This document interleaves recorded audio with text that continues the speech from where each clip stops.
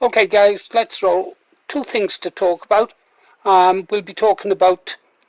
I'm going to give a response to what my former chairman at the BNP said in an interview with Freedom Dad. Yeah, some of the things he said made perfect sense. Great, he was informative, but some of the things he said I really disagree with him with strongly. Was a time I would have believed every word he said. I used to kind of worship the guy back in the days, to the point of being a bloody sycophant with him. Yeah, believed every word he said. And he was really good. And then he changed. It's like what Welsh nationalist Joe said. He pointed out the moment he noticed the change in Tommy Robinson. I can remember when Nick Griffin changed. But before then, we've got to talk about something else Freedom was talking about recently, and that was the protests in Southampton. Yeah, he was comparing it to the bad old days over in Ulster, and he's got a lot of experience and stuff like that. So many things wrong with that. As he said, they never won in Ulster with the rioting and the things they threw, and it won't win here. All that's going to happen now, he said, is that those patriots who were foolish enough to be seen with missiles in their hands, and there are a lot, I've seen a lot, I won't put them up here, they can be expecting a knock on the door any time now, if they haven't already been arrested, and they will be arrested. We've seen the place take up to a year to go through CCTV footage tracking people down. They're a vindictive bunch, the new Gestapo, aren't they? Yeah. Of course, I can understand the outrage of the patriots. I mean, I don't know what I would have done if I'd been there. I'd like to think I'd do the job I went there for, and that would be to report on bad police behaviour like this, yeah. When you see video footage like this, you can understand why those British patriots did what they did. Stand by, pause, Paul. We're back over on Paul Joseph Watson again. Let me get out of the way. Get out of the way. Holding their arms and legs. Was this reasonable force?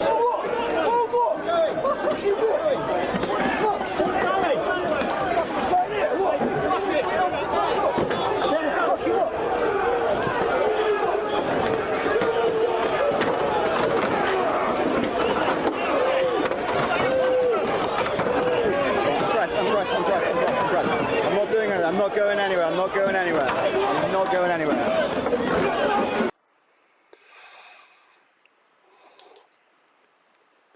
Does that look like reasonable force to you? It's enough to make anyone angry.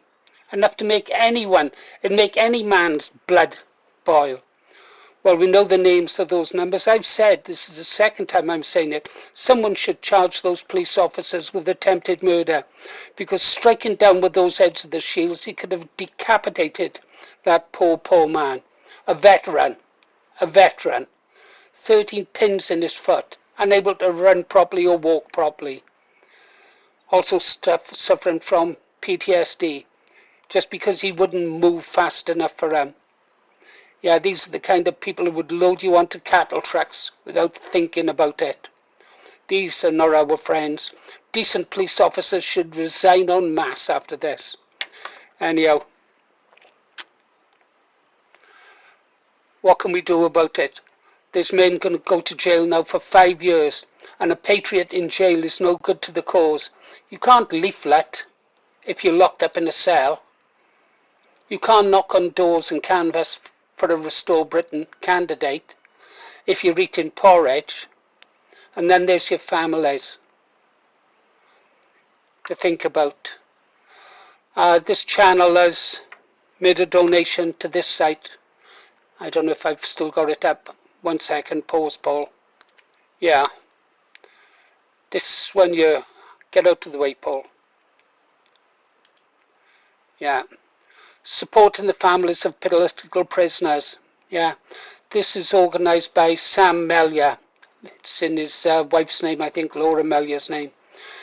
If you have a look over here on the right, you can see that Paul Morris, the Green Arrow, has donated £200 from the members of our channel, Green Arrows we call them. Yeah, I wish we could have donate more. They're going to need it. If you go to that site, I'll leave a link in the bottom. You can see where they've donated, who they've donated money to in the past. So, any more protests, guys? Any more protests? Let's be careful. You're no good to the cause if you're locked away in a cell. No good at all. Right, now we have to get on to the second part of the story, which is a review of the interview between Freedom Dad and Nick Griffin. Like I said, he said some good stuff, but he also said things that I disagree with. Let's have a look at some of the good stuff he said, and then we'll move on to the things I strongly disagree with.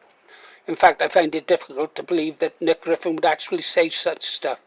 Stand by, pause, Paul. Okay, could be a long one, could be a short one. Let's see what my former chairman has to say. Let's get the camera up, video, there. There he is. I'll get out. No, I'll stay here for a bit. Take it away. How's things?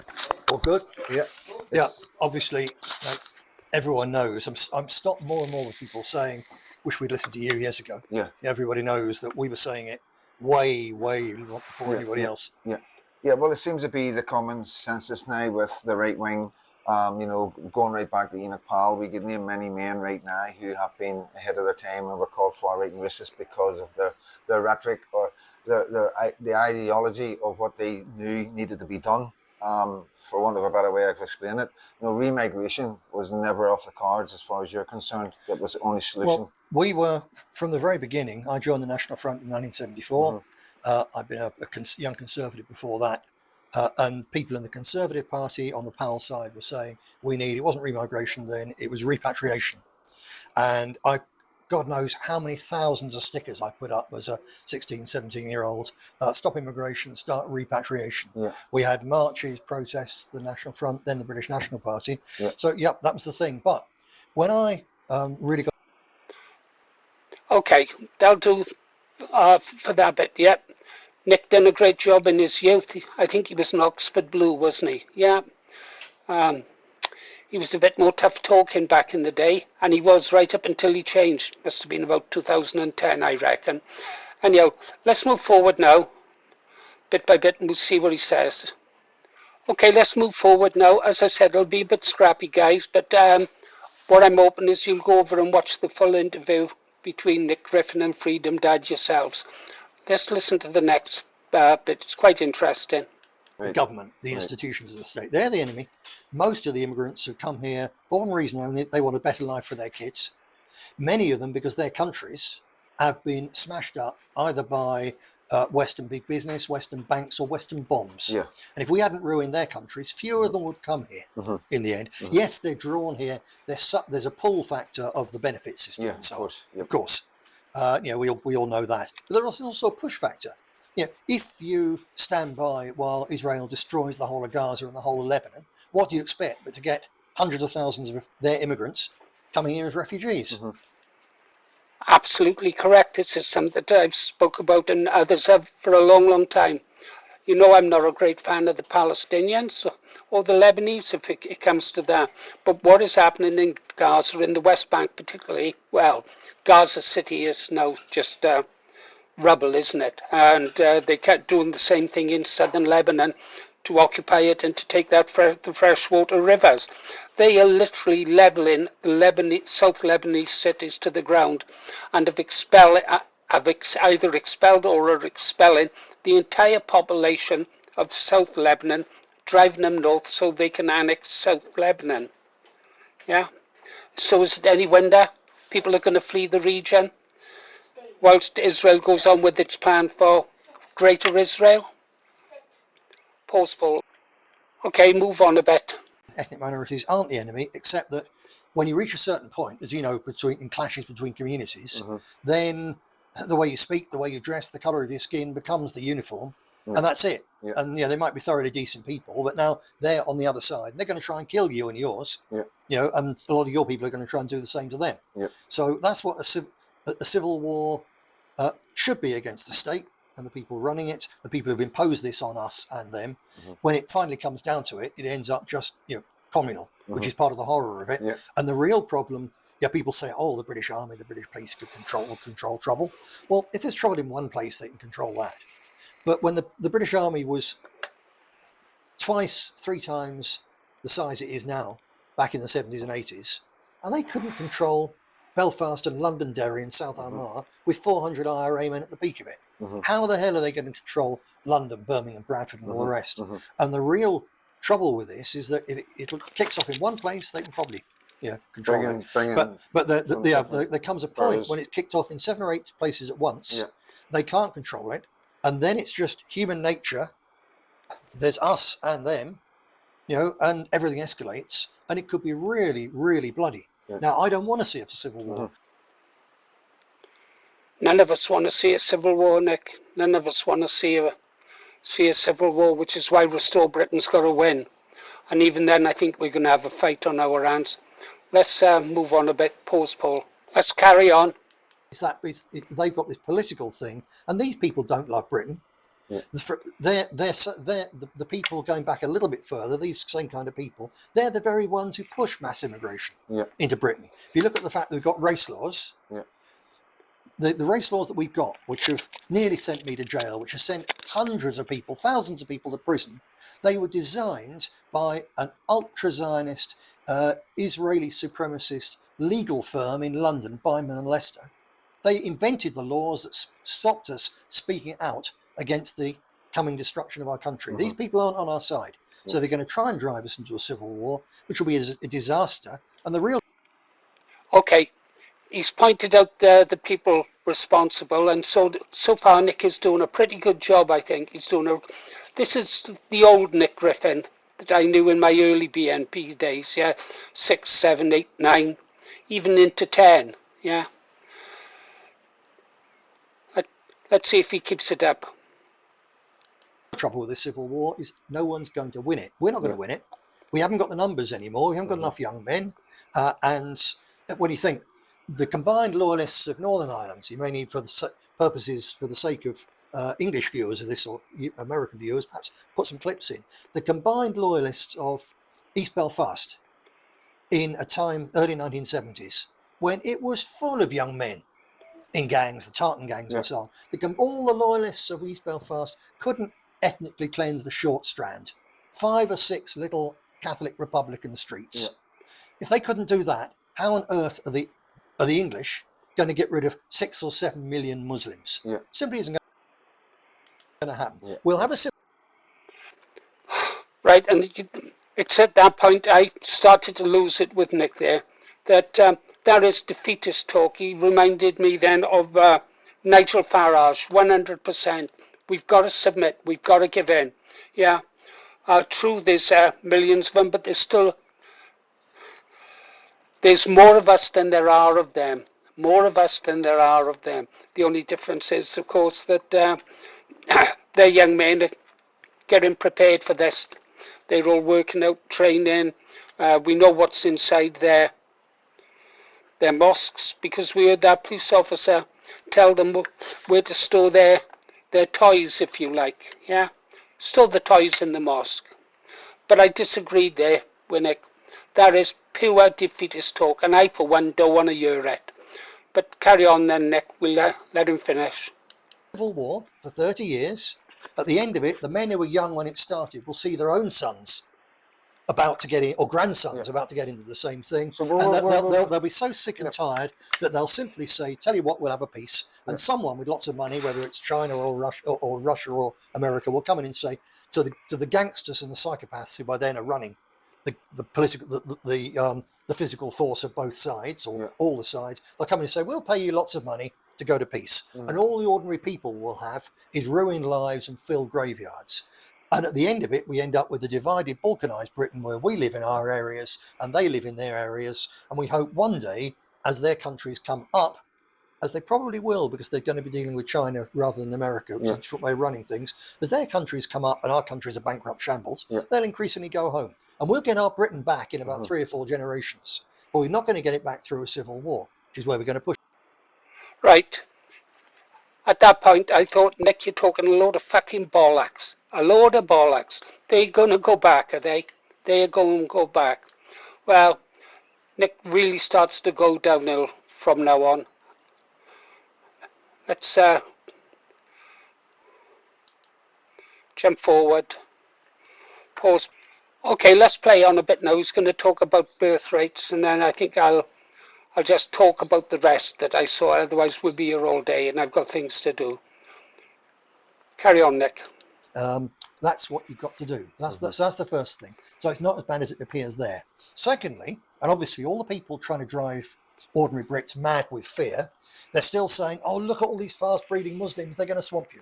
It's bullshit. Quite simply, they were breeding a lot faster than us. Their population, their birth rate has just dropped off a cliff in the last few years, and it's still getting lower. So the birth rate of the Muslim population in Britain, particularly the Pakistanis and the Bangladeshis, is now 2.3 children per woman of childbearing age. That's it. Right, now he's talking complete and utter bollocks, Nick is, and he hasn't taken into account the raising of the the 2-cap limit for children. I've told you. So you imagine now, you're a Pakistani couple, you're not working, you've got 2 children. They've raised the cap now to 6, and you know that if you have 4 more children and they don't have a problem pumping out children, they will have 6 children, which will give them an combined income of £46,000 per year without working. That's if he's just got 1 wife, and they can have more than 1 wife, provided that wife was married overseas. Yeah, if they married them overseas, they can't have more than 1 wife if they marry them in this country. Yeah, and then of course on top of that they get a house. So there's that there. Pause, Paul.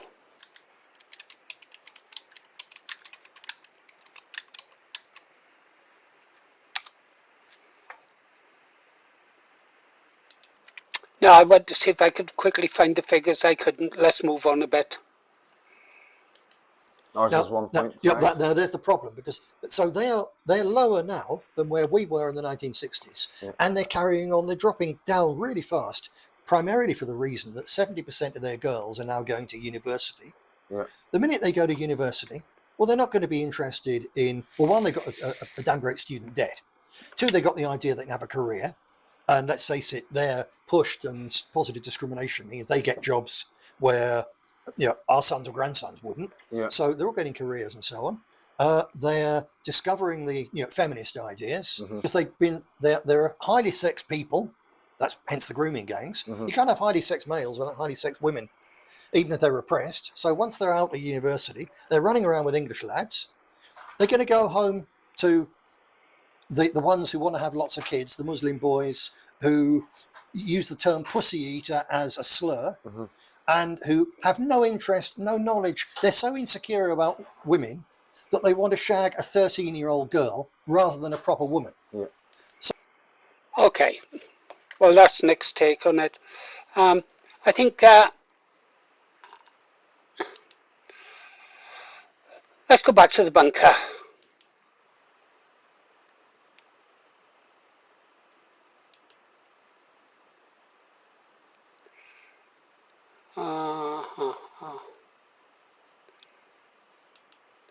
Yeah, let's go, yeah. Okay, well, you've heard what Nick have said there, right? I totally disagree with him about the birth rates of the Pakistanis. I disagree with him on his defeatist talk that we can't defeat these people. And later on, he goes on to say that Nigel Farage was responsible for the destruction of the BNP. And I'm calling him out there. He knows who really destroyed the BNP, as do anyone who was involved in it at the time. Yeah. Why Nick is like this now, I don't know. We've seen that he recognises that Zionism is one of the biggest problems that we've got in the world, and he recognises that Zionism is behind the problems that we're having. But why he would want to soft play the fact that the Muslims are not outbreeding us is beyond me, really beyond me. You've only got to look around the cities and in the doctors' waiting rooms, even in up this valley, down the doctors the other day with my wife. There were two foreign, there was one Muslim family in there and one sub-Saharan family. Both of them had 3 children each, all virtually babies, ranging between 1 and 3 year old. Yeah, that doesn't look to me like they're sticking to her.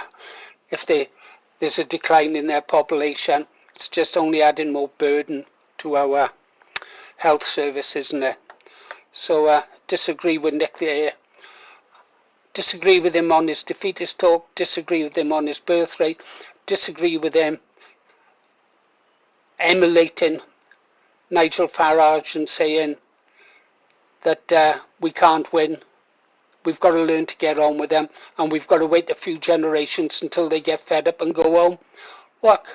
I think I'll go with Rupert Lowe. They all must go, Nick. They all must go. Right. I think that's all I've got for you guys. Oh, the room. Yeah. We had a couple of donations in, so we've changed apartments. We're up from the bunker now. The bunker's still down below. The girls like it up here better. What are they talking about? Something about Kirsty sending green hearts. And Lady J should do more to stop it. Oh, I don't know. Oh, Kerry says everyone's ignoring her. English lass said she's talking nonsense. See you on the next one, guys. You've been listening to Paul Morris, The Green Arrow. Stay safe. Stay strong. Aim high. Vote low. Don't listen to the likes of Nick Griffin. Yesterday's man. He wasn't always like that, guys, honestly. He used to have bigger balls back in the day. See you on the next one.